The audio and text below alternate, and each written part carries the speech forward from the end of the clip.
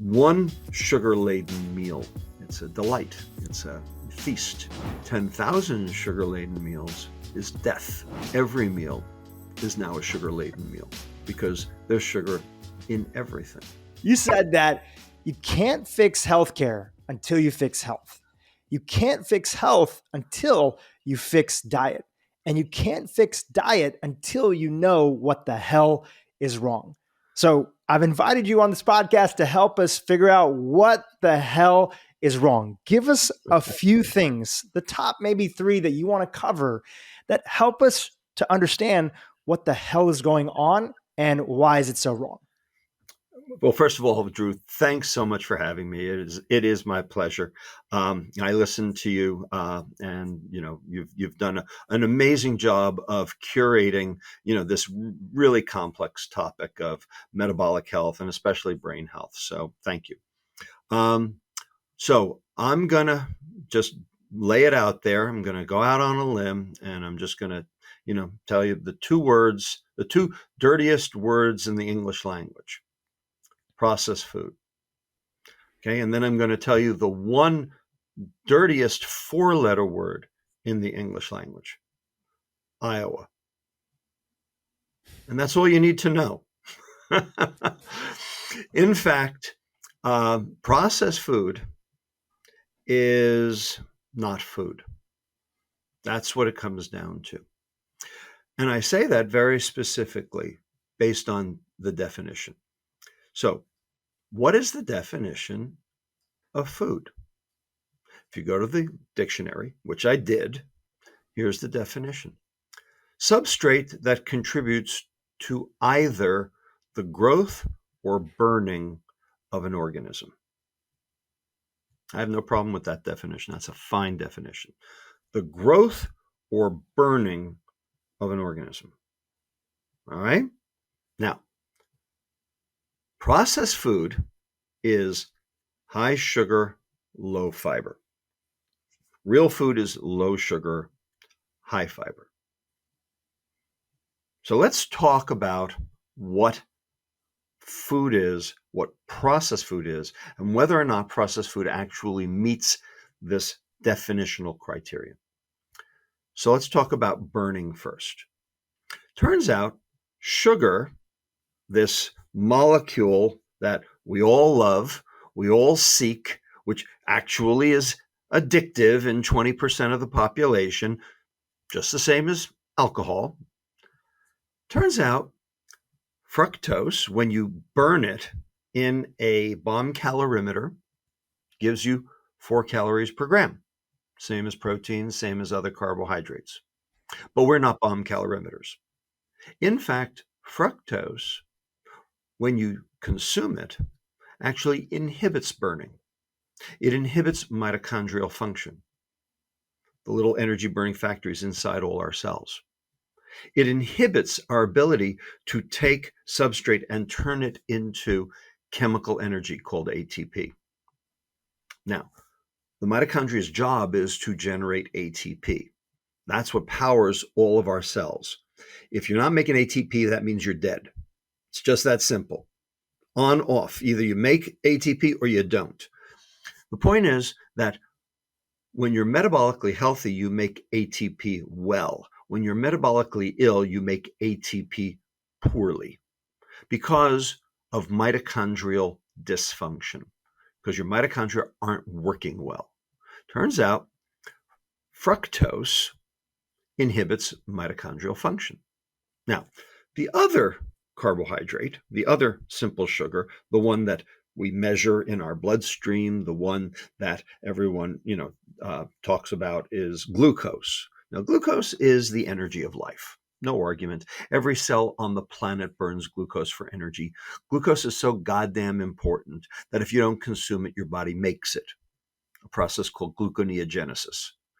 So fat will turn into glucose in your liver. Amino acids will turn into glucose in your liver. People who eat no carbohydrate at all, people on the ultimate ketogenic diet, if you will, okay, still have a serum glucose level. And the reason is because their liver will take the fat and the protein and turn it into glucose. That's how important glucose is. All right? Glucose, for lack of a better word, is essential. But it's not essential to consume it. It's essential to have it, but it's not essential to consume it because your body will make it. Now, fructose, on the other hand, is a whole nother ballgame because there's no biochemical reaction in any vertebrate cell, any animal cell on the planet that requires dietary fructose for functioning. And it turns out that fructose is a mitochondrial toxin. And the reason is because it inhibits three separate enzymes in mitochondria. And here they are for the science crowd. Number one, it inhibits AMP kinase. AMP kinase is the fuel gauge on the liver cell. It's the enzyme that tells your cell you need more energy. And it's also the enzyme that generates more mitochondria, mitochondrial biogenesis. So if you inhibit AMP kinase, basically you're telling your cells you don't need to make energy. Number two, it inhibits an enzyme called ACAD-L, ACAD-L, acyl-CoA dehydrogenase long chain. This is an enzyme that starts the process of cutting fatty acids into 2-carbon fragments for beta oxidation, which is basically what ketogenesis is. All right, is being able to use ketones for beta oxidation. Well, you have to make those 2-carbon fragments to make the ketones. And so ACAD-L is essential for that. So if you inhibit that, that means you're inhibiting beta oxidation. And finally, number three, it inhibits the enzyme through uric acid. And we will talk about uric acid, no doubt, because it's a hot topic with Rick Johnson's book, Nature Wanted Us to Be Fat, and David Perlmutter's Drop Acid, all coming out within a week of each other. So, on the tip of everyone's metabolic tongue right now. Okay, because fructose increases uric acid inhibits the third enzyme in the mitochondria called CPT1, carnitine palmitoyl transferase 1. This is the enzyme that regenerates the shuttle mechanism called carnitine that allows fatty acids to be imported into the mitochondria so that they can be beta oxidized. So if you're slowing down mitochondrial function, you're inhibiting the ability to generate ketones for beta oxidation, and you're inhibiting the ability to even import those ketones or fatty acids into the mitochondria for beta oxidation. Guess what? You end up with less ATP. So fructose inhibits burning. Glucose stimulates it, fructose inhibits it. Okay, so that's burning. Now let's do growth. Turns out my colleague, Dr. Efrat Monsenigo-Ornan, who is the head of the Department of Nutrition at Hebrew University, Jerusalem, just published 3 papers showing that processed food, and specifically fructose, inhibits skeletal growth. It inhibits long bone growth. It inhibits cortical bone growth.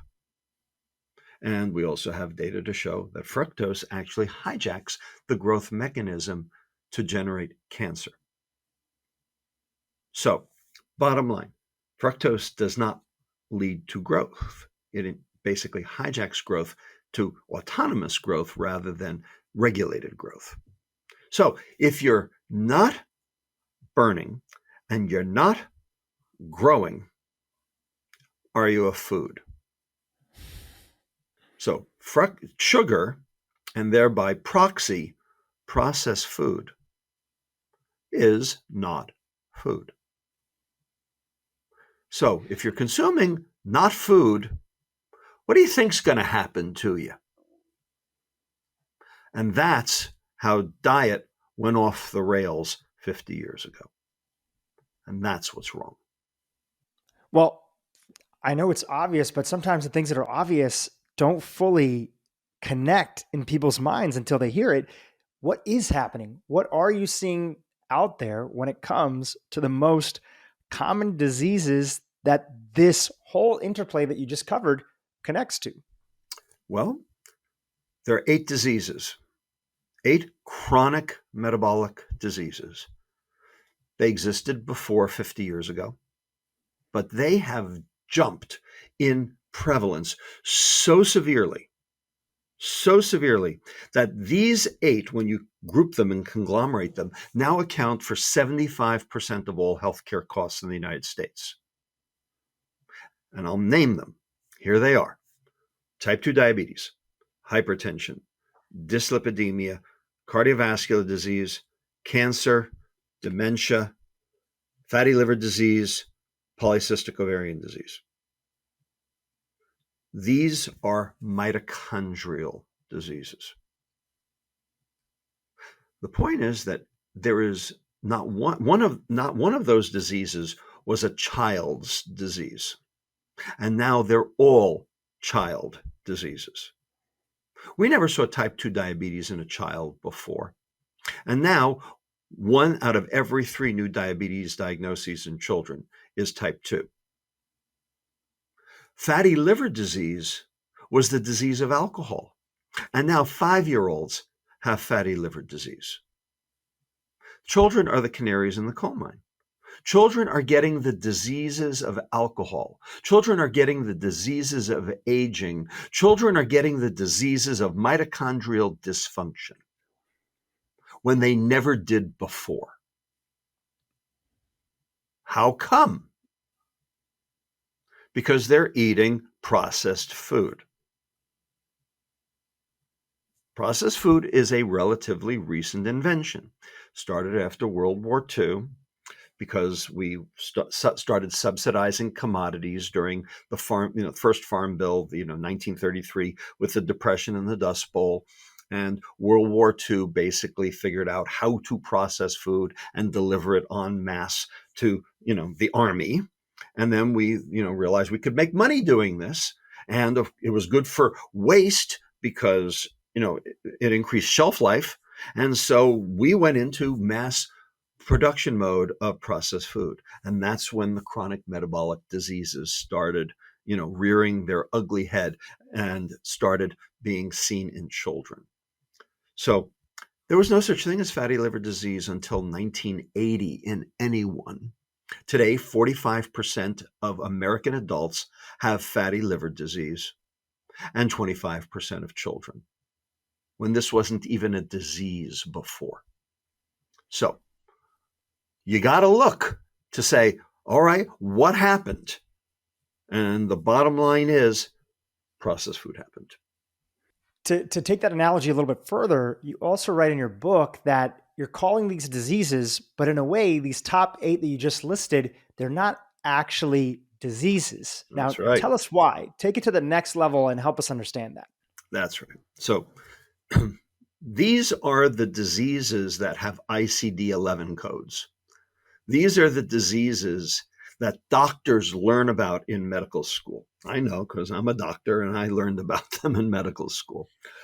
But in fact, these diseases are actually symptoms of disease. The high LDL is not the disease, it's the symptom of the disease. The high blood pressure is not the disease, it's the symptom of the disease. The high blood glucose is not the disease. It's the symptom of the disease. The high uric acid is not the disease. It's the symptom of the disease. All of these are manifestations of dysfunction of cells in our bodies. And that's the disease, these abnormal pathologies that have basically sprung up and are being, have overtaken our general metabolism. In my book, back here, Metabolical, I list the 8 subcellular pathologies that actually belie all of these chronic diseases. So Number one, glycation. Number two, oxidative stress. Number three, mitochondrial dysfunction, which we've been talking about. Number four, um, insulin resistance. Number five, membrane instability. Number six, inflammation. Number seven, methylation. Number eight, autophagy. Now, there is no ICD-11 code for any of those. Doctors don't get reimbursed for any of those. Doctors don't know what they are because they're not taught in medical school. Doctors don't know how to teach patients what they are, because why would you bring something up in a doctor-patient conversation when you don't have any answers for them? So like, why would you bother? So the doctors don't know, the patients don't know. And it turns out those 8 that I just mentioned belie all of those other chronic metabolic diseases. They are the ultimate manifestations of these 8 subcellular dysfunctions. In the book, I call them the hateful or grateful 8. When these 8 processes are working right, you'll be 110 playing tennis. When they're working wrong, you'll be 40 years old in a wheelchair with 2 stumps on dialysis, waiting for your next stroke. And of course, everything in between. So fixing those 8 subcellular pathologies is what metabolic health is all about. The question is, how do you do it? How do you fix those 8? And the answer is, you got to look at the pathways. You got to look at the pathogenesis of each of those 8. My colleague at Touro University and I, Dr. Alejandro Gugliucci, and I put together a poster that you can get online. It's from Biotechny. Basically, it's the entire of metabolic syndrome on one poster, with all the different organs and all the different intermediary pathways that are involved. And when you actually look at all of these inherent pathways that are going on inside cells, you come to a stark realization. There are no drugs for this. These 8 processes are not druggable. They are foodable. There's food to fix them. So food can either cause them or food can fix them. So this is where I actually get mad about the food is medicine movement. Real food is medicine. Processed food is poison. When you just say food is medicine, you're missing the point. It's the food that made the disease in the first place. So you have to understand that processed food is not food.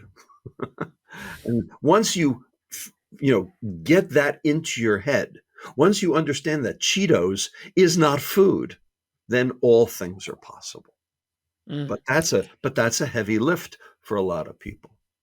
It's a heavy lift, but it's one of the most important lifts, because the law of responsibility says if something created it, or if you had a hand in creating it, doesn't mean that it's your fault, doesn't mean that you're to blame, but if you had a hand in creating it, then you can have a hand in uncreating it. And so that's the most empowering thing, truly, as burdensome as it is. And people sometimes feel the weight of, so you're telling me this chronic disease that I've been suffering with is something that I've done. It's not just in my genetics, or it's not just because we didn't have some miracle drug that's there, but that could be the best news ever, because that means that we can do something about it. Right. So that actually brings us to 2 separate tangents, and we'll have to explore both at the same time. Yes, that's true. And I agree with that yes, you have a hand in being able to fix it, that you are a victim, not a perpetrator. All right. And that, but you still have to be in partnership with your doctor in order to be able to mitigate the risk. I agree with that. All right. You can't expect somehow, to snap your fingers and have it all go away. All right. You got into this boat you got to get out of the boat. And you have to know, if you drive into a ditch, you have to know how you drove into the ditch in order to be able to drive back out. If you try to drive through the ditch, all you do is spin your wheels and end up further in the ditch. All right. So understanding the pathogenesis and understanding how you got there is absolutely essential to fixing the problem. So that's why I wrote Metabolical, is to explain how we got there and why and what's going on. So yes, we all need to play our role. And the only way to do that is with education, understanding what our contribution is. Agreed. Having said that, the immediate corollary to that is, well, if I can fix the problem, then I must have free will to do so. And the question is that true? Do you have free will? And this is obviously a very big philosophical question that many philosophers, over many years have, tried to glom onto, anything all the way from Calvin to Einstein and many people in between. There's a biologist, head of the Department of Biology at the University of Pennsylvania, named Anthony Cashmore, who wrote a paper in PNAS several years ago that I just think is the best paper ever written. And it's called The Lucretian Swerve. And it basically talks about free will as a method for being able to punish perpetrators, that we had to invent free will to justify being able to have a criminal justice system. All right. And that's the reason why there's free will. Not because it's innate or inherent, but because it gives us the license to be able to punish perpetrators.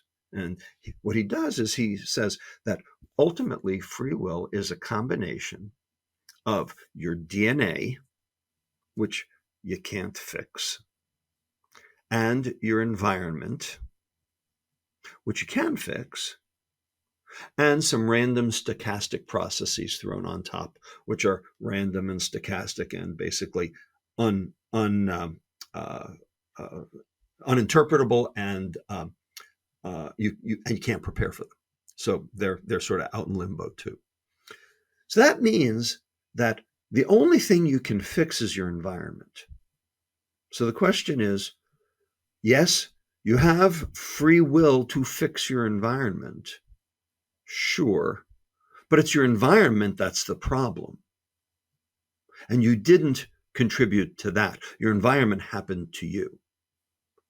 So today we're talking about the environment of our food supply, our processed food supply, our industrialized, profit-making processed food supply.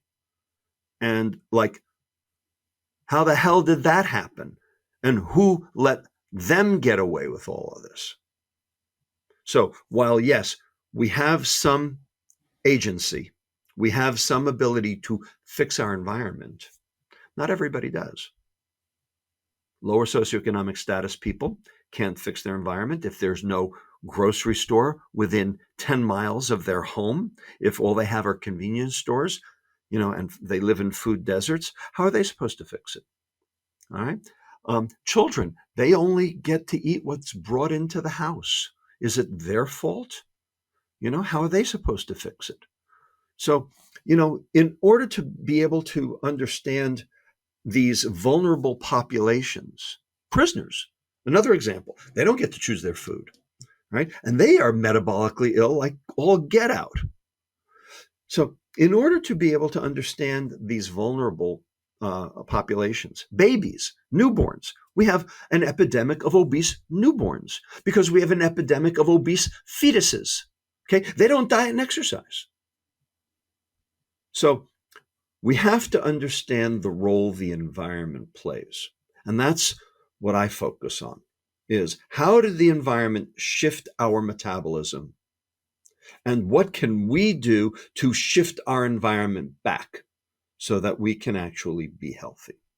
It's a powerful question. And as you've so diligently showed with your work, the right question sets us up for where to look. But if we're asking the wrong question, we're looking in the wrong direction. And we've been looking in the wrong direction for 50 years. And that's what I was going to get to, is give us some of the questions. The subtitle of the book is The Lore and the Lies of Processed Food, Nutrition, and Modern Medicine.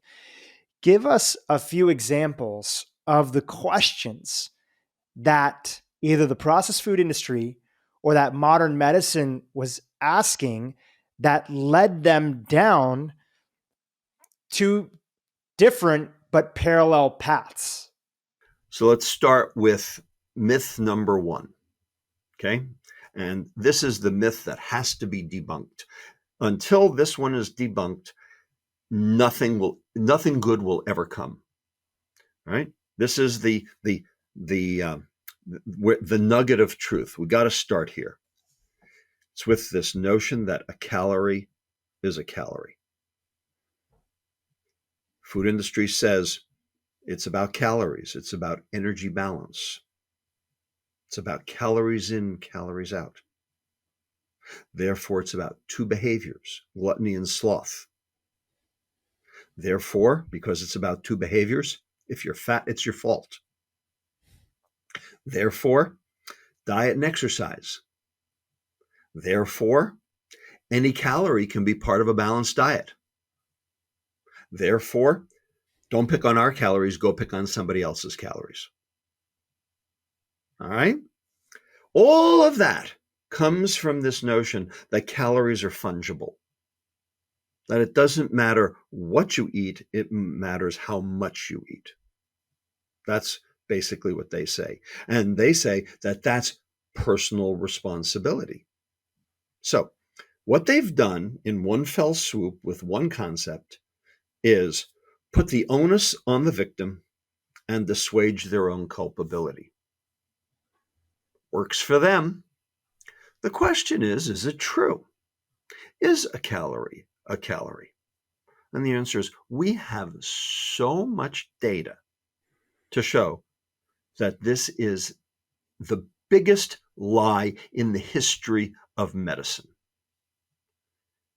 I'm from New York. I'm from Brooklyn, so I use a lot of, shall we say, colorful language. And this is the single piece of BS. You can curse on our podcast. That's fine. It's a family podcast. I got to be careful. I can't tell you how big a piece of, this is bigger, okay, than Randy Marsh's poop in South Park. That's how big it is. Right.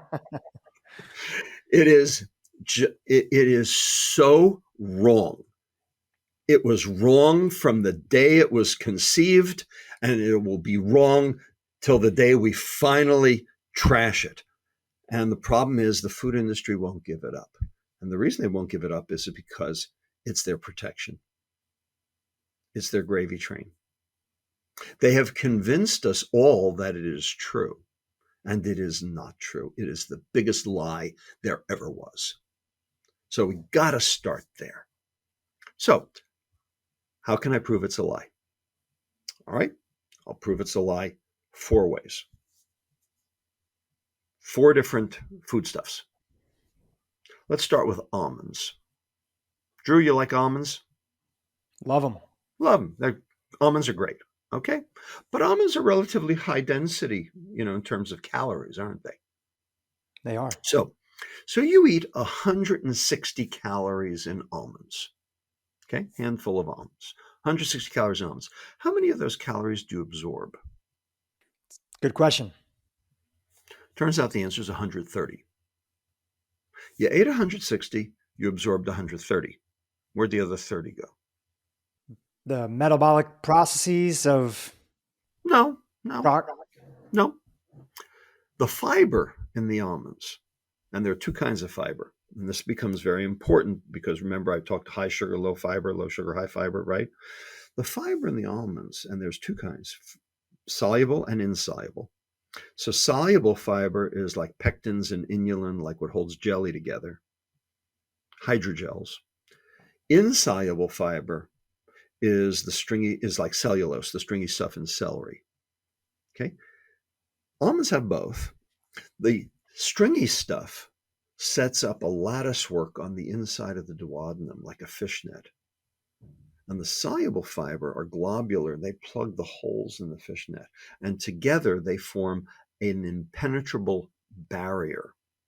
You can actually see it on electron microscopy, a whitish secondary barrier that inhibits the absorption of simple sugars, glucose, fructose, sucrose, simple starches, in the duodenum so that they do not go via the portal vein to reach the liver and then overwhelm the liver, so that the liver stays healthy. You are protecting the liver with the fiber in the almonds.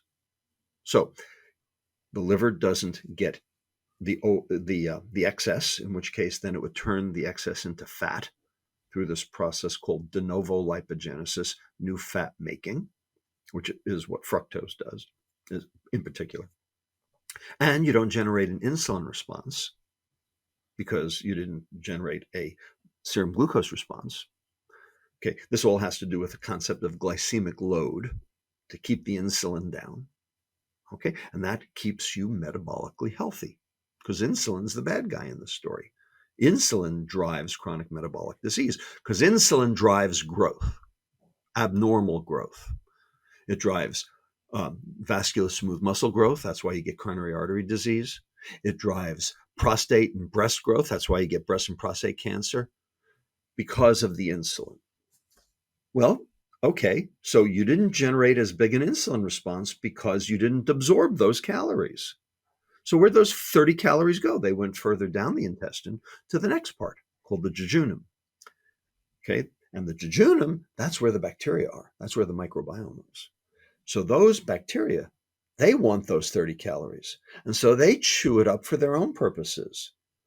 So you have 10 trillion cells in your body. You have 100 trillion bacteria in your intestine. They outnumber you 10 to 1. You are just a big bag of bacteria with legs. Okay, those bacteria have to eat something to stay alive. Well, what do they eat? Well, they eat what you eat. The question is, how much did you get versus how much did they get? And when you consume those almonds, you consumed it with fiber, and that fiber meant that those 30 calories weren't for you. They were for your microbiome. So even though you ate them, even though they passed your lips, even though they registered as a calorie eaten, they were not a calorie absorbed. So who cares how many calories you ate? You care about how many calories you absorb. Well, is that measured in a calorie? No. So a calorie is not a calorie because if it came with fiber, that calorie wasn't for you. Number 2, protein. Okay. So protein is made up of amino acids. And there are 20 amino acids, right? Some of them are essential amino acids. You have to consume them. Some of them your body can make from those essential amino acids. But there are 20 amino acids. Now, if you are building muscle, you need those amino acids because muscle is primarily protein, actin, myosin, etc. All right? So bodybuilders who are building muscle, they take scoops of protein powder and put it in their Vitamix to make their smoothies, right? Okay, and they're building muscle, and so they need those amino acids because they're essential. They have to consume them. But what if you're not a bodybuilder? What if you're a mere mortal like me? And what if you consume excess protein, excess amino acids? What if you ended up going to, the steakhouse and you ordered that porterhouse for 2 and you ate the whole thing yourself? Okay, now what? Where is the protein going to go? Is there a storehouse for protein? And the answer is, yeah, your muscle. But if you're not building muscle, then that's not your storehouse. So what happens to the excess? What happened to the other half of the porterhouse? Well, it went to the liver. The amino acids went to the liver.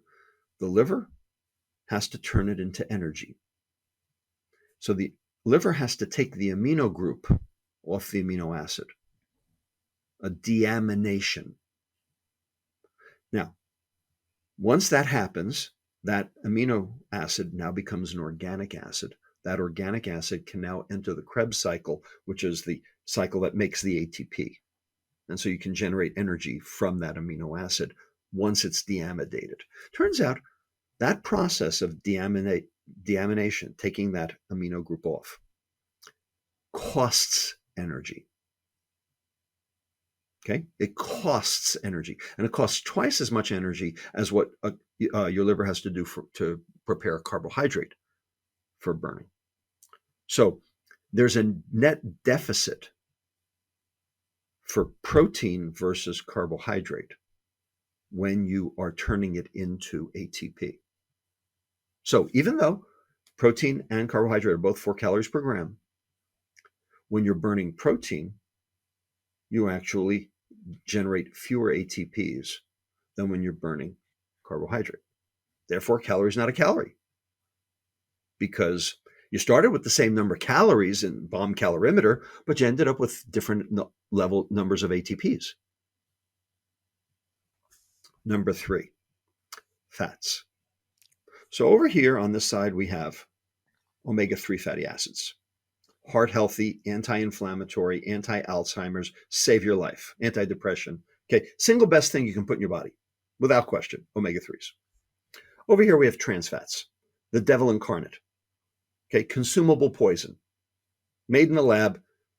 The reason that we put the trans fats in the food was because the bacteria couldn't break the trans double bond because it didn't have the enzyme, the desaturase, to do it. So the bacteria couldn't grow on it. That's why we had the 10-year-old Twinkie. All right? Point is, our mitochondria in our cells are refurbished bacteria. They even have their own bacterial DNA. Well, guess what? Our mitochondria can't break that bond either. So when you consume trans fats, you are basically laying down poison in your liver and in your arteries, because you can't break it all the way down to carbon dioxide and ATP because of that trans double bond. So you do not want those trans double bonds in your diet, but the food industry put them there.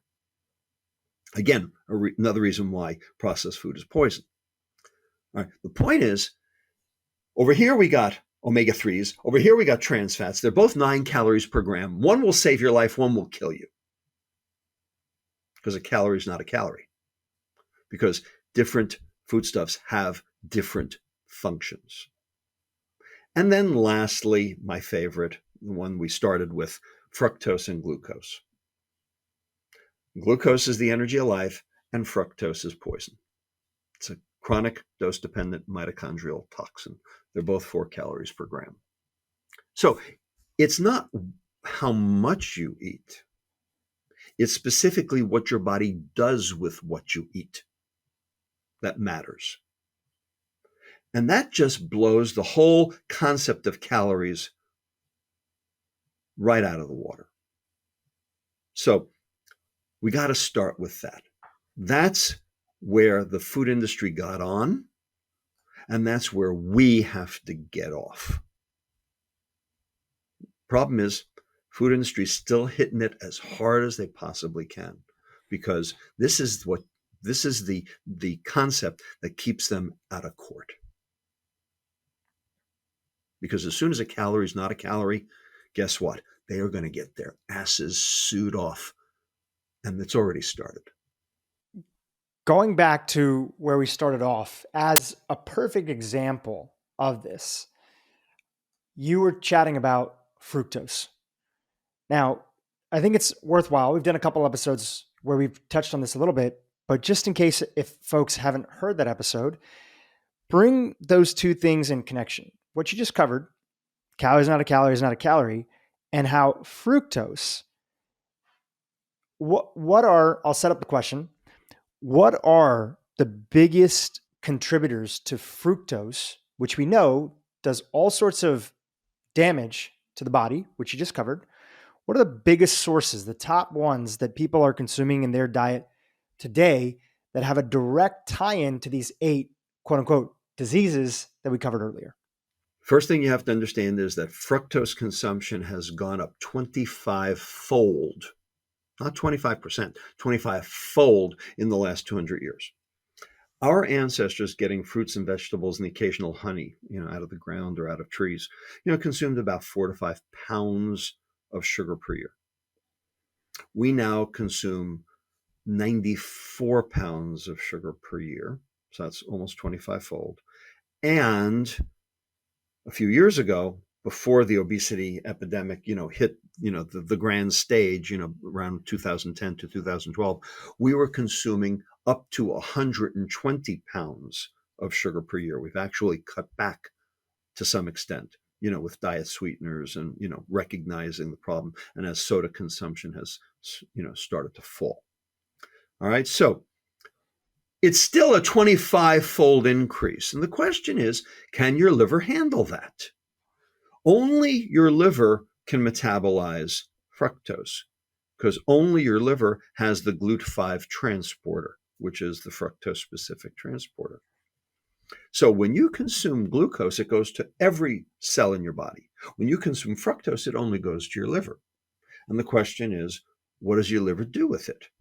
And the answer is, well, if you're consuming only a little bit, like an apple, you have the capacity, you have the capability of being able to metabolize that fructose load into ATP and not get yourself into trouble, because you won't have consumed so much that you're generating that liver fat. Okay, so an apple's okay. But now take that apple and turn it into a glass of apple juice. First of all, it's not one apple that makes a glass of apple juice. It's 4. So you're getting the juice of 4 apples in that glass. So all of a sudden you went from 1 apple to 4 apples. Okay, you're not getting any of the fiber in order to reduce the rate of absorption and also to increase satiety, because the fiber moves the food through the intestine faster to get the satiety signals sooner. So now you are now you've got 4 apples in an 8-ounce glass of juice, and you are flooding your liver, and your liver is going to take all that fructose and it's going to turn it into fat. And now that fat is going to either be packaged as triglycerides, which are potentially drivers of obesity or cardiovascular disease, or the fat droplet won't make it out of the liver. It will precipitate in the liver, and now you've got fatty liver disease, which generates the insulin resistance, which then puts you at risk for type 2 diabetes and Alzheimer's. All right.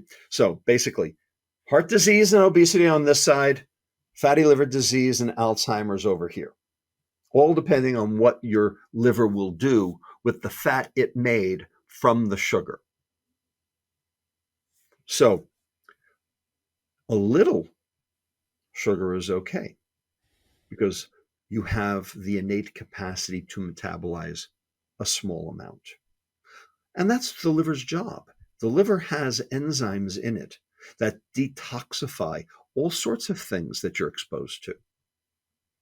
That's why Paracelsus famously said in 1537, the dose determines the poison, and nothing is without poison. It all depends on how much.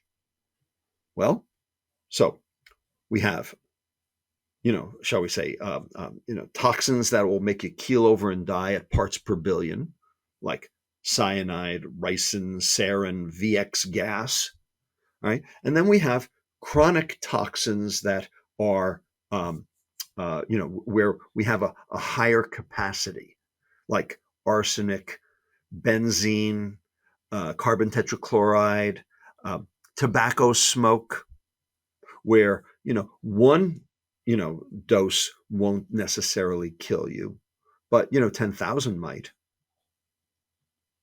All right. Well, fructose fits that same model. One sugar-laden meal is, a treat. It's a delight. It's a feast. 10,000 sugar-laden meals is death. But that's what we're eating, because every meal is now a sugar-laden meal because there's sugar in everything. 74% of all the items in the American grocery store have been spiked with added sugar by the food industry on purpose, because they know when they add it, you buy more. Because fructose, for lack of a better word, is addictive. This is their gravy train. This is their hook. You know, Coca-Cola used to have cocaine in the process. It used to have alcohol in the recipe, and of course, it always had sugar and caffeine. So the FDA said, well, if you're going to sell it interstate, you got to get rid of the cocaine and you got to get rid of the alcohol. Well, it turned out the sugar and the caffeine was good enough to maintain the addiction. Well, that's what the rest of the food industry figured out too. So there we are. And that's why our food has been contaminated. Our entire food supply has been contaminated by the food industry specifically for profit.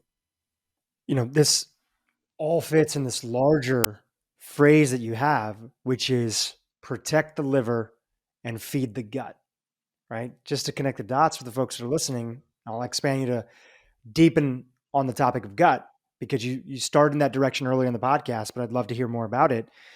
Is here you're talking about really protecting our liver for that onslaught of sugar, that fructose in particular, that fructose that is causing, in concentrated and frequent dosages, is causing all sorts of downstream effects that are happening.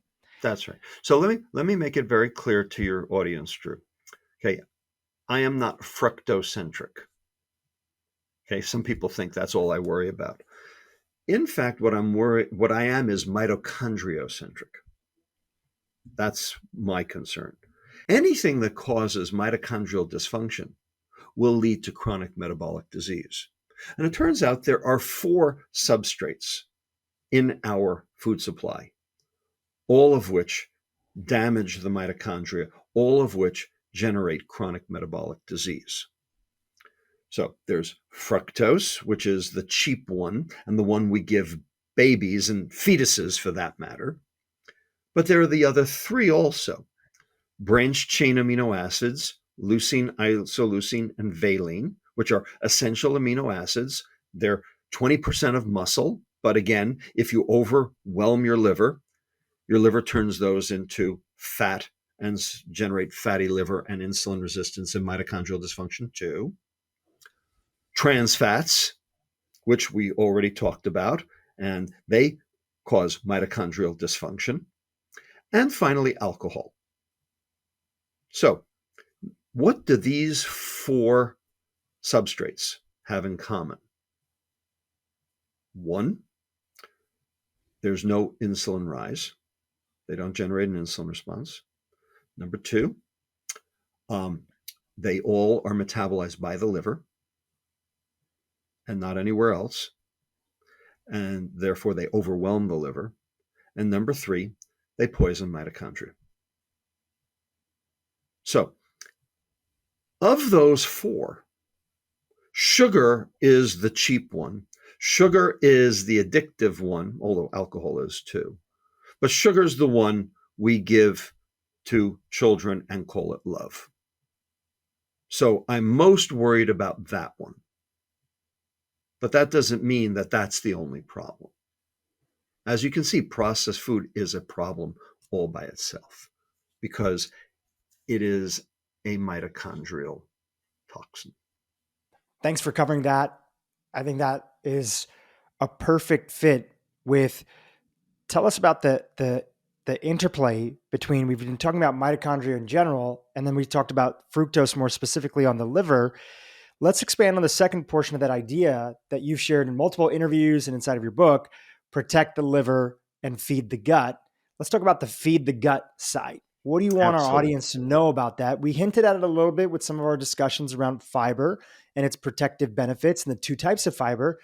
Take us a little bit deeper on some of the things that you want people to know about fiber. Absolutely. So first of all, the gut is outside your body. You need to understand that. Okay. It's inside your body, but it's outside your body. All right. It is the skin of your abdomen, if you will. It is supposed to present a barrier. Now, you can rub topical steroids on your skin and it will reach your bloodstream. You can ingest certain foods or medicines and they will reach your bloodstream. Okay, but in general, your gut is designed to keep stuff out. All right, it's outside your body. Your intestinal lumen, where all the junk is, where all the poop is, okay, where all the bacteria are. Okay, they're not supposed to get into your bloodstream.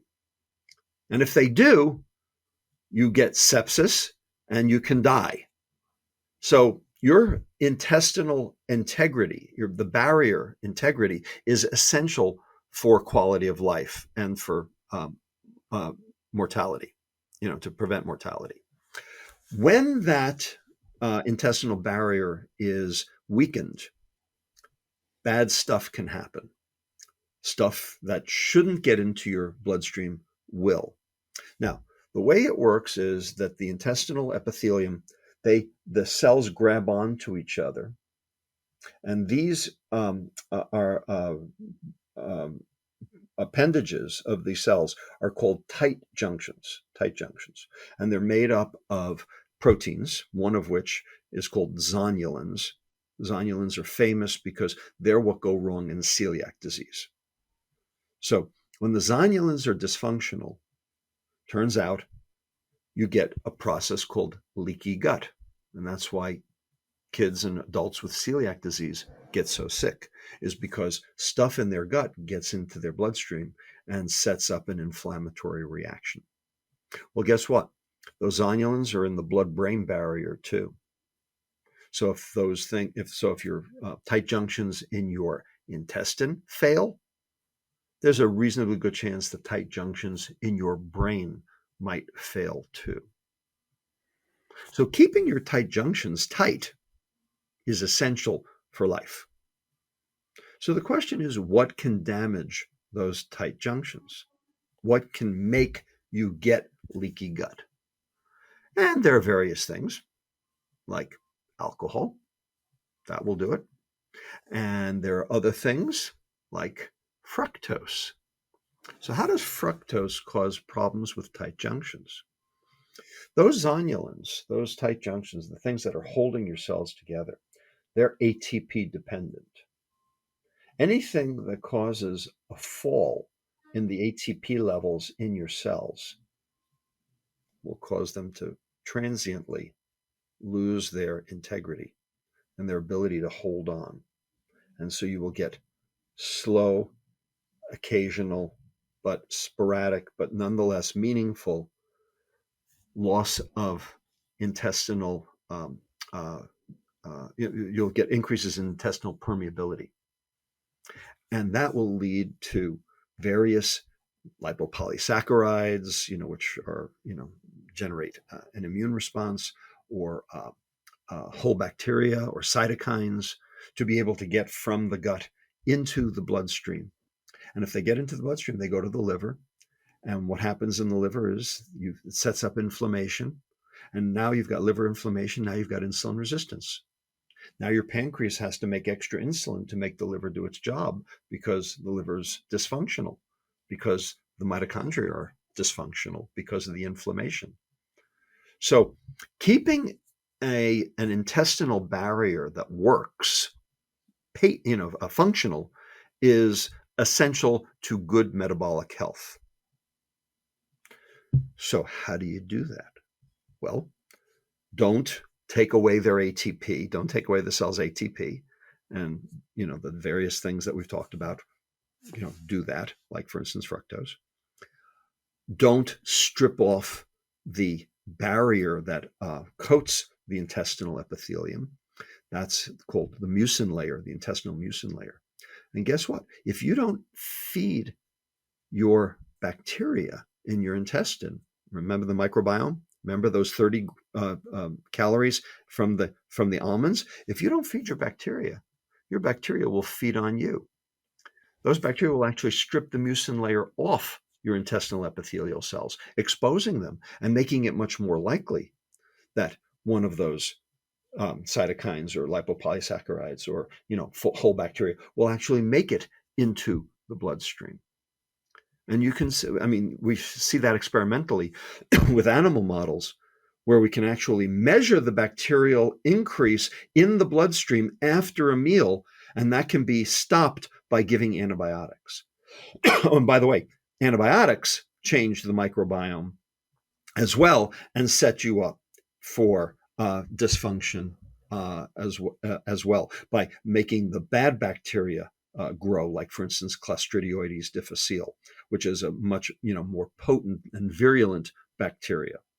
So you want the good bacteria to battle off the bad ones, which means you got to feed them, and you want your intestinal epithelial cells to have good tight junctions so they won't let junk in. So that's why intestinal permeability and inflammation are so important to good metabolic health. And if you if your intestinal barrier is broached, basically that starts all of the diseases of metabolic syndrome, whether you're fat or not. Are there examples of foods that many people would put into the healthier category? They typically wouldn't associate with processed foods. It's not Doritos, it's not McDonald's, but it still nonetheless is refined or processed to a degree. Sure. That can also contribute to these things. And if so, what are some examples of those foods? I'll give you two that people think are good: whole grains and yogurt. So let's talk about those. We'll do one at a time. Whole grains. So whole grain bread, is it whole grain? It says whole grain right on the label. Is it whole grain? What's the definition of whole grain? There is none. There is none. That's the key. There is no definition of whole grain because there's a whole grains council, but that doesn't mean that there's a definition of whole grain.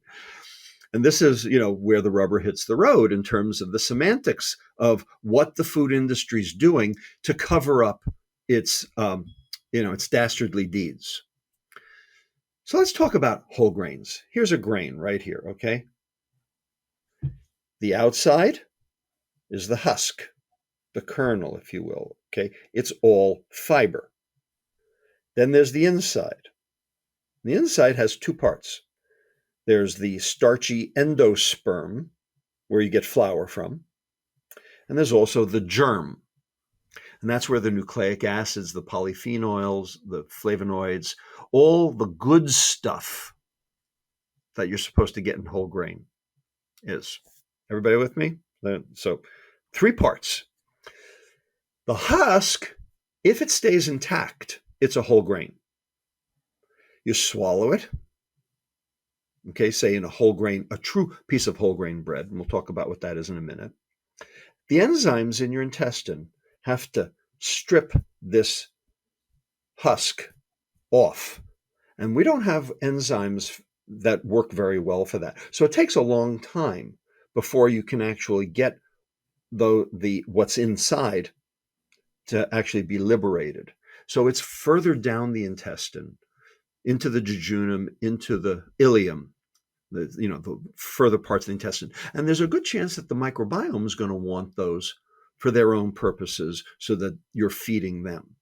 And so that's why a whole grain is good, because it's a delivery system for getting the food further down the intestine to feed your bacteria. Now, whole grain bread in the supermarket is not whole grain because the grains have been pulverized to smithereens. All right? And that liberated the flour. It also liberated the nucleic acids and polyphenols and all that. And they're still there.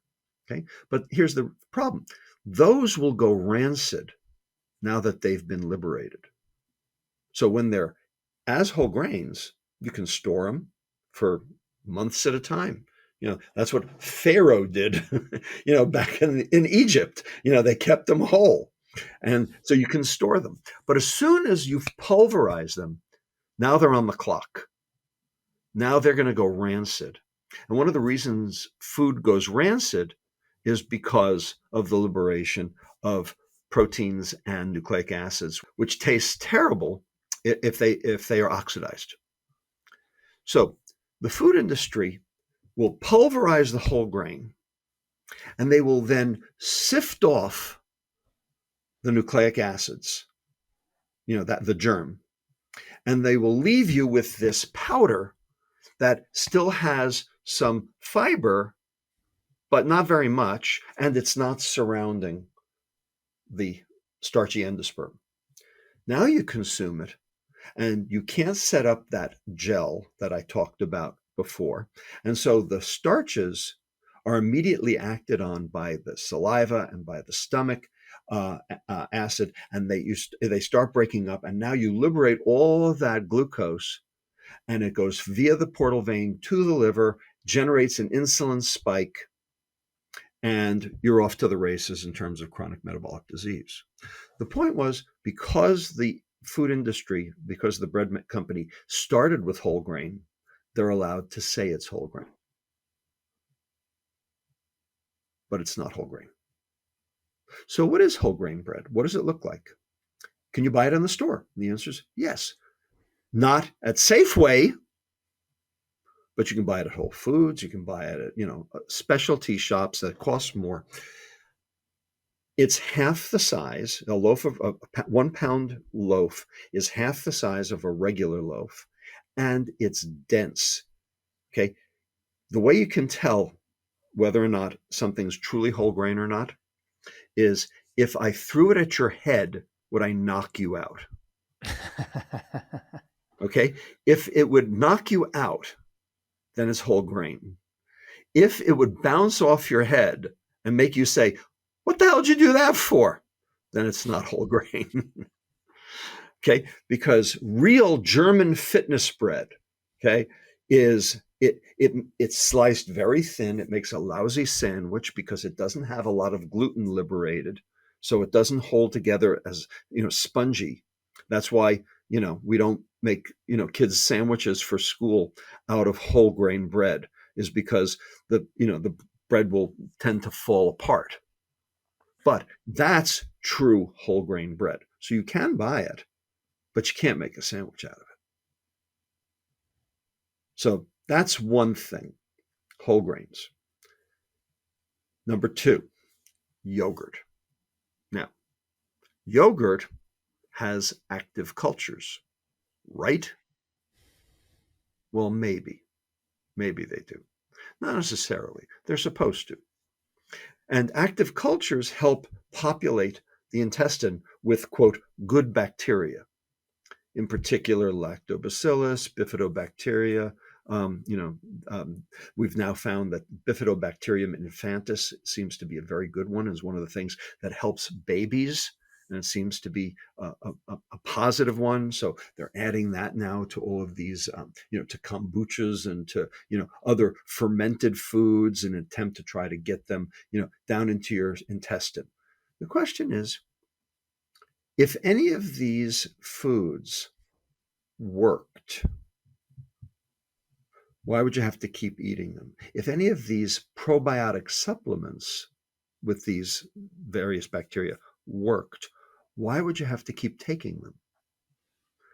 If they're live cultures, they should set up shop, right?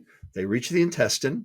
It's nice and dark and murky and, all sorts of stuff in there. And certainly bacteria are growing in there. Why don't they just set up shop? Why don't they, distribute themselves throughout the intestine, and you only have to take them once? And the answer is because they're not living anymore. They died. And that's the reason why you needed them, is because your own died. Because you have an inhospitable intestinal environment. So you can take probiotics till the cows come home, And they're not going to make a damn bit of difference unless they can grow, and they're not growing. And the reason is because the environment in your intestine is inhospitable in the first place. So you have to change the environment that the bacteria find themselves in. So you don't need a probiotic. You need something that will let the bacteria grow. You need a prebiotic. That's food for bacteria. That's what a prebiotic is. Well, what's the prebiotic that's in real food, in all real food? Fiber. Because that's the food for bacteria. That's what bacteria chew on. That's what bacteria use to make short-chain fatty acids, which are not only beneficial for them, but beneficial for you too, because they suppress the cytokine response, they suppress the inflammatory response. They've been shown to be anti-inflammatory, anti-cardiovascular disease. You need those short-chain fatty acids, acetate, propionate, butyrate. And the only way to get them is to let your bacteria chew on fiber.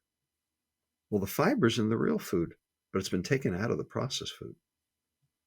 So you have to protect your liver so you don't get the insulin resistance, and you have to feed your gut so you don't get the inflammation, which will also lead to the insulin resistance. You do those two things, protect the liver, feed the gut, and now you've got metabolic health. But there's only one substrate that does that. And it's called real food. For someone who's seeing, and this happens a lot for people as they start to clean up their diet a little bit, and they're wary of a lot of the gluten-free foods, which actually spike their blood sugar more than even just regular, true whole wheat, right? In your example. Yep. So as people start to clean up their diet, sometimes they end up withering down and not having as much fiber. In some instances, there are individuals who also have very reactive gut microbiomes and intestinal systems because of a lifelong of antibiotics and other challenges that you led to earlier.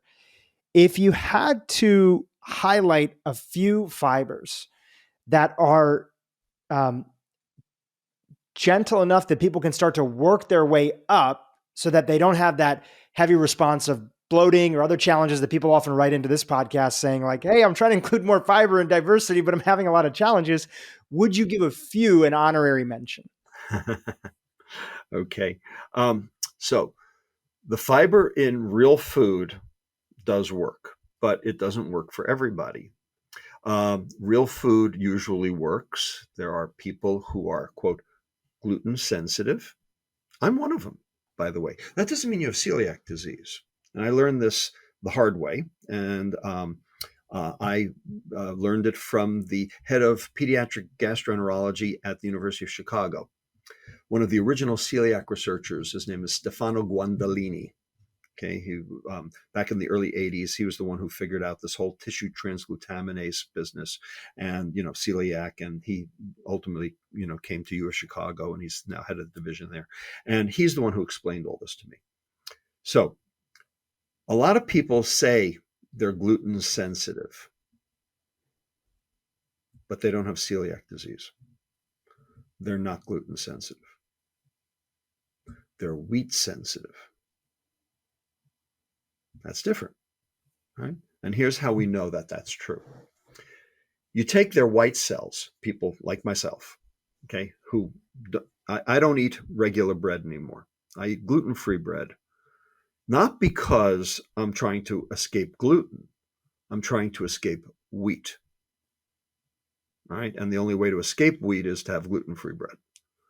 So here's what happens. You take their white cells, you throw them in a dish, and you throw gluten on them, nothing happens. You throw rye on them, nothing happens.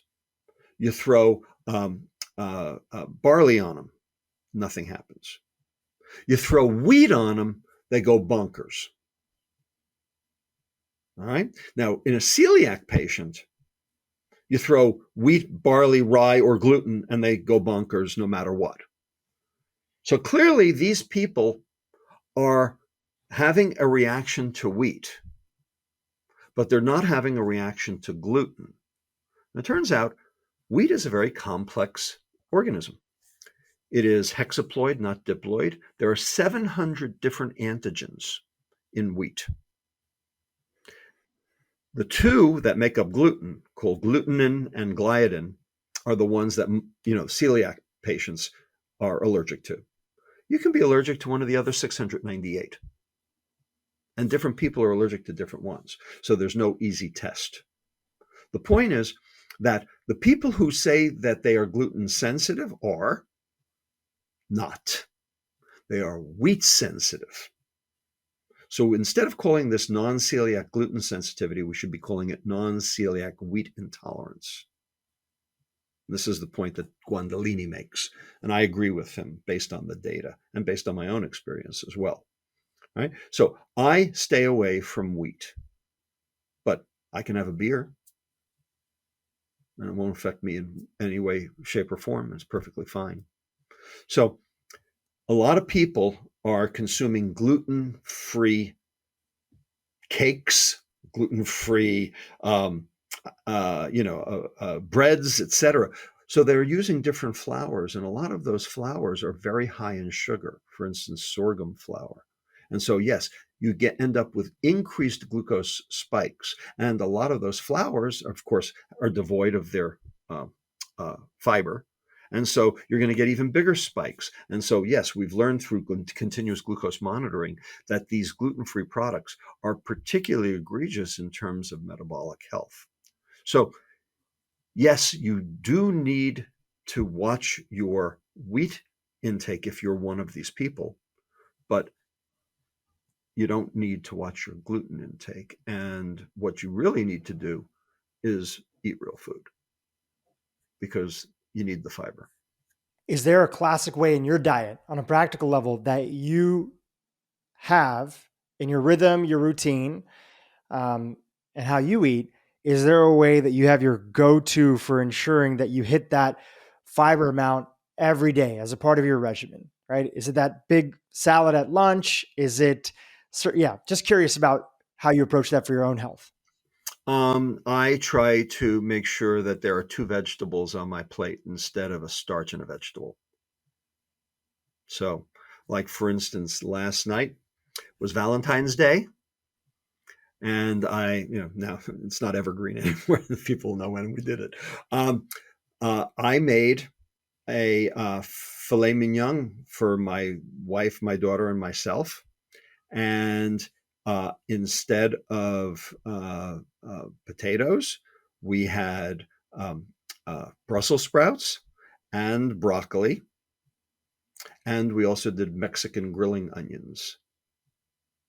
And that worked beautifully with a bottle of, half a bottle of Zinfandel. And we had a phenomenal Valentine's Day. Since you mentioned it, it's always nice to clarify because as you mentioned earlier, the poison is in the dose. So you mentioned wine. You guys had a nice little wine yesterday. Right. Good. When we talk about alcohol being toxic to the body, and everybody has a different spectrum, and there's some people, as you mentioned previously, that might be more predisposed to forming an addiction or have a family history or other components. How do you think about that for yourself? Not necessarily what advice would you give to other people, but just would love to hear about how you think about alcohol in the context of your diet and everything that you've shared here today. Right. So the way to think about sugar and the way to think about alcohol is basically within the addiction model. So if you're exposed to heroin for 5 days, you're an addict. If you're exposed to cocaine for 5 days, you're an addict. If you're exposed to nicotine for 5 days, are you an addict? Maybe, maybe not. About 50%. If you're exposed to alcohol for 5 days, are you an addict? About 20%. If you're exposed to sugar for 5 days, are you an addict? About 20%. So, without question, heroin and cocaine are way more addictive than nicotine or alcohol or sugar. Agreed. Not everybody's going to get addicted. There are plenty of social drinkers that can pick up a beer and put it down. I'm one of them. But 10% of America are binge drinkers and 10% are hardcore alcoholics. Now, what made them that way? I don't know. We're still trying to figure out the genetics on this. How about the nicotine? Why did 50% of those people not become addicted to 5 days of cigarettes? I don't know. We're still trying to figure it out. So different exposures lead to different reasons and different levels of addiction. But if you're in that group, and it's easy to tell if you're sugar addicted, because all you have to do is see the words coming out of your mouth. Oh, I have a horrible sweet tooth. That's sugar addiction until proven otherwise. The point that you can even say that in public is because it's socially acceptable. Now, I don't think you can really say, oh, I have a huge problem with alcohol and get away with it in public. All right. There's, a little bit of a stigma there. And you certainly can't say it for cocaine and heroin. The point is, sugar is, 1, legal, 2, love, and I put that in quotes, and 3, socially acceptable at this point in time. The goal is to educate the public about the dangers of sugar so that it will become less socially acceptable. So you walk down the street today and you see somebody smoking a cigarette. Okay, 40 years ago, they'd have been cool. Today, filthy habit, disgusting. You feel bad for them. You feel pity for them, right? Used to be, if you would, see people drinking, even in public, like a beer at a baseball game, hey, they're having a good time. Now you start wondering, maybe they've had too many beers. Maybe that's not so good. Today, you walk down the street, you see somebody drinking a Coca-Cola, and you think, well, they're cool. My goal is for 10 years from now, for you to walk down the street, see somebody drinking a Coca-Cola and feel sorry for them. Feel sorry for them. And really what you're saying, going back to what you talked about with the environment, having empathy for them, right? What were the situation of circumstances, education, what they were exposed to that led them to that place that it felt like consuming that on a regular basis. And the hope would be also that if they're not in that addictive zone, and if some people want to enjoy a Coca-Cola every so often, it's not my drink. I haven't had probably a Coke in a long time. Actually, the last time that I was about to have a Coke was when Levels, who I know you're an advisor for, Levels Continuous Glucose Monitor, wanted to do a test and have people do the Coke challenge, which was a whole a different thing. But this brings up a larger point, which I think is super important for people. You've shared before on past interviews that you're not against dessert. No. If it actually is dessert. That's the right. challenge for most people is that they don't know that they're eating dessert for breakfast, lunch, and dinner, and not just in the form of sugar, which is easier to catch, but also in the form of a lot of these refined carbohydrates or healthy foods disguised. They're processed foods disguised to be healthy, but have just as much, if not more, sugar than a Coca-Cola or other stuff that's there. Example, granola. Granola is a disaster. All right. It's got this health halo. Okay. Yogurt, health halo. Oh, I'm having a yogurt for breakfast. Okay. A 6-ounce plain yogurt has 7 grams of sugar, all lactose, perfectly fine. The liver will turn the galactose into glucose, no problem. If you consume a strawberry yogurt instead, 6-ounce strawberry yogurt, that's 23 grams of sugar. So that's a difference of 16 grams between the strawberry yogurt and the plain yogurt, right? That's the problem. It's the strawberry, not the yogurt. Another example, Raisin Bran. So it's raisins and bran, right? Or is it? What color are raisins? Brown, purple? What color are the raisins in Raisin Bran? White. Why is that? Are they using white grapes in the Raisin Bran? No, they're dipped in sugar on purpose. So if you actually look at the amount of sugar in the raisins in a cup of Raisin Bran, it comes out to 8 grams. If you look at the side of the package, 1 cup of Raisin Bran is 16 grams of sugar. That means there's 8 grams of added sugar that they've added to the raisins to make them sweeter so that you will eat the Raisin Bran. Have you ever had Raisin Bran where the raisins were just raisins? You wouldn't buy that. So they dress up a lot of things to make them, quote, acceptable and try to give them a, quote, health halo. Right? The same, of course, is true for all of these juices that you have to be very wary of. So, yeah, there's a lot of subterfuge on the part of the industry to get you to consume their product. And sugar's the hook, because sugar, for lack of a better word, is addictive. When we hear all this, and your book, by the way, which is fantastic, I have the Kindle version. Otherwise, you would see your printed copy right behind me. Your book, which is fantastic. How do you take notes? I love highlighting on my Kindle. I can get through a book so quickly on my Kindle. So I will be one of those people that will go on record and saying, I'm so thankful for Kindles and digital books because I just read way better and I read way more. And I recognize it's not for everyone, but sometimes technology gets a bad rap. In this area, it's made my life so much more rich. Your book, the link is in I'm glad it's made someone's life rich, because it's only made my life miserable.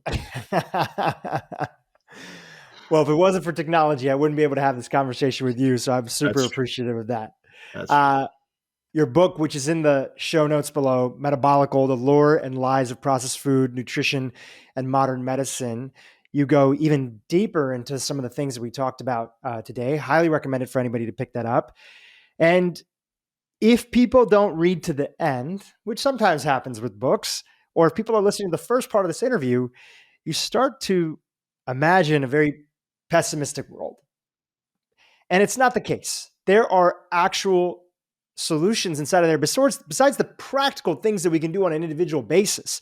One of the things that you opened up with, which is, how do we change the environment? How do we influence the environment, especially if we're an individual who cares about making the world a better place for people who especially don't have access to it?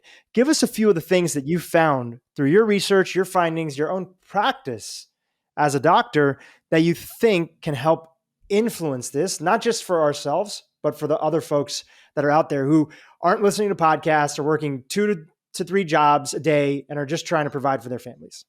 You asked very good questions.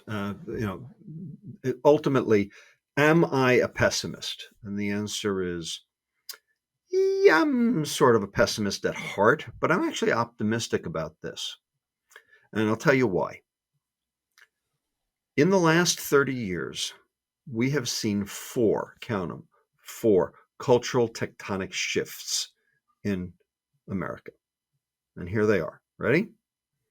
Bicycle helmets and seatbelts, smoking in public places, drunk driving, condoms in bathrooms. Now, 30 years ago, if somebody stood up in a state house or Congress or Parliament or anywhere else in the world and proposed legislation for any one of those 4 things, they'd have gotten laughed right out of town. Nanny state, liberty interest, get out of my kitchen, get out of my bathroom, get out of my car. Huh?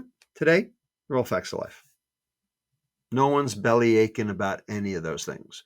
We're belly aching about other things like vaccines, but we're not belly aching about those 4. And if you pull your car out of your driveway and you haven't clicked your seatbelt, your kids will scream at you. So, like, how'd that happen? And why did it take 30 years? Answer: we taught the children, and the children grew up, and they voted, and the naysayers are dead. That's how a cultural tectonic shift works. And that's why it takes 30 years. Well, we're about 8, 9, maybe even 10 years into this cultural tectonic shift. And we're already seeing the benefits of it. There's soda taxes in 6 cities and 28 countries. Okay. That would have been anathema, even 5 years ago. We've gotten there. Right? Various food industry concerns are starting to worry about this. For instance, Danone and Unilever have reduced the added sugar in their respective portfolios by 14%. Now, I'll be honest with you, 14% is like, it's a drop in the bucket. All right. I'm working with an international food conglomerate right now to reduce their added sugar in their portfolio, 176 different SKUs, by 78%. Okay, it's a 2-year project. We're 1 year in, right? And, we're going to be able to do it. So the point is that there are people who are getting it, all right? Mars agreed to, the 10% USDA dietary guidelines. They're a frigging candy company. M&Ms and, Snickers. All right. Guess what? Coke even agreed to the 10% because they were under pressure because of what happened to their global energy balance network disaster. That, they're a pariah in the public health community, and they're trying to basically back their way back in. All right. The point is, they're under a lot of pressure to do right because this metabolic disaster that has befallen the human race, okay, this is, aside from climate change, this is it. Okay. And of course, the two are related, climate change and the metabolic health crisis. So we're seeing, the benefits of, this kind of advocacy in the changes that have been made in the food industry, in what's happening. We're seeing it, with, vegan meats. I'm not telling you that they're good or bad, but we're seeing the fact that, these issues are coming to the fore. So I'm actually quite optimistic about those things. The question is, what can you do? What can the individual do? And the answer is there are several things. Number one, you vote. You vote with your fork. You vote 21 times a week. Okay, and you know who taught me that? Your colleague, Mark Hyman. He's the one who said it on the movie that we were both in, Fed Up. You get to vote with your fork. All right? And if everyone voted with their fork, you know what? The food industry would have to listen. Okay, because ultimately, we are not the 2,000-pound gorilla. We are the 200 million ton gorilla if we actually exerted our collective willpower. Number two, you can talk to your congressman and make this an important issue. Before, like 5 years ago, the only person in either the House or the Senate who actually cared about food and said something, about the problem was Tom Harkin, and he's gone. But now there are a whole bunch of people talking about it. Rosa DeLauro's talking about it from Connecticut, Jim McGovern from Massachusetts, Tim Ryan from Ohio, Mark DeSaulnier here from California, have all made, the problem of food, part of their platforms. So there's, shall we say, an early groundswell within Congress. And so you need to basically apply pressure yourselves, to get these, to get congressmen and congresswomen on board. All right, what else can you do? First of all, you can petition and lobby your school districts to provide real food to children in school. I am the chief science officer of a nonprofit here in the Bay Area called Eat Real, where we're actually changing the food procurement paradigm for school districts so that every kid gets fresh, real food each day at school. Now, one of the reasons why they eat garbage now is because back in the 1970s, the Congress basically said to the school districts that, to the Department of Education, to the school districts, you have to make book on your cafeterias. They can't be loss leaders for your schools. They have to basically, meet their budget. And so all of a sudden they were under the gun. And so they turned to Cisco and McDonald's and, everybody else. And they said, oh, sure, we'll be happy to feed your kids. And guess what? Because we'll feed your kids, you won't even need all those lunch ladies. You can fire them and you can actually recoup the infrastructure, the real estate in the schools to turn the food prep areas and the cafeterias into classrooms, which you're going to need. And so they did. And so now the schools don't even have any place to produce the food. And that's, of course, that was their plan all along, was to basically, make you hostage to the food industry. And now all these schools are, so they can't even provide real food. So we've developed a business model that actually prepares the food off-site at a centralized facility and then farms it out. And we've done this now in the Mount Diablo Unified School District here in the East Bay, and we're doing it in 213 districts around the country. So if you're listening to this and you're worried about school food, we've got an answer for you. Okay? All you have to do is want it. And all you have to do is talk to your school board about inquiring into it. Eat Real. Okay, there's an example of something you can do that can change kids' metabolic health and their grades on a dime. All right, as an example. All right. Then there are other things we can do. Ultimately, insurance companies will pay for food if they don't have to pay for medicine. And so I am the chief science officer of a for-profit called Frugal, which connects 4 stakeholders: the patient, the doctor, the grocery store, and the insurance company, so that food that will be of benefit to the patient will be covered by the insurance company, whereas food that will not be of benefit to the patient will have to pay for, in which case they're nudged into doing the right thing because they're worried about the money. So there are ways to do this. There are technological patches. There are, general cultural fixes. Okay. The point is they're out there. They're all in Metabolical. And, I ask people to, open your minds to the concept that food is not food, or sometimes it's not food. Real food is food, and processed food is not. And if you understand that, then you can do a lot. Robert, that's a hopeful message to wind us down on. And I want to thank you for coming on the podcast. There's a whole area, if you're open for it, I'd love to do a round 2 that we didn't get a chance to get into, but I think there's a great primer for setting our audience up for why this topic is so important, why they should care, and most importantly, what we can actually do about it to reclaim our health. I think about the current system that we're in. It's a de facto system.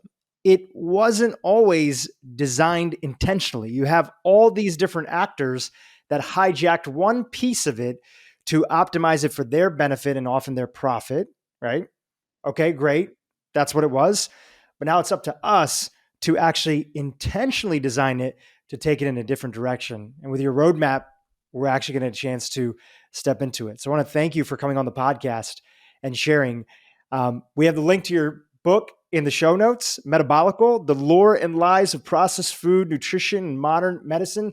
Anywhere else you want to send our audience or any asks of them? Well, you can go to robertlustig.com, and there's a whole host of information, infographics, things that will, you can give your doctor. My ask to all of you is that doctors don't know a damn thing about nutrition because they're not taught nutrition in medical school. Only 28% of medical schools even have a nutrition curriculum, and it's only 19.6 contact hours median when you have 6,000 contact hours as part of a normal medical education. So 75% of the diseases and 75% of the healthcare costs could be recouped if doctors knew what the hell they were doing. But they didn't learn it. So how are they going to apply it? So my ask for you is read Metabolical, and if you think that what's in Metabolical is worthwhile, gift it to your doctor. It all starts with education. Got to start there. That it levels the playing field and, makes it more likely for policy measures to take hold. Well, one thing that I am very excited about is doctors are also hungry for this information. So I've never seen as many, and many of my family members, being South Asian, there's a huge percentage of my family members that are doctors, friends of mine. They are so curious about this and they love listening to podcasts. All the great ones that are out there, Levels, Peter Attia, Dr. Hyman.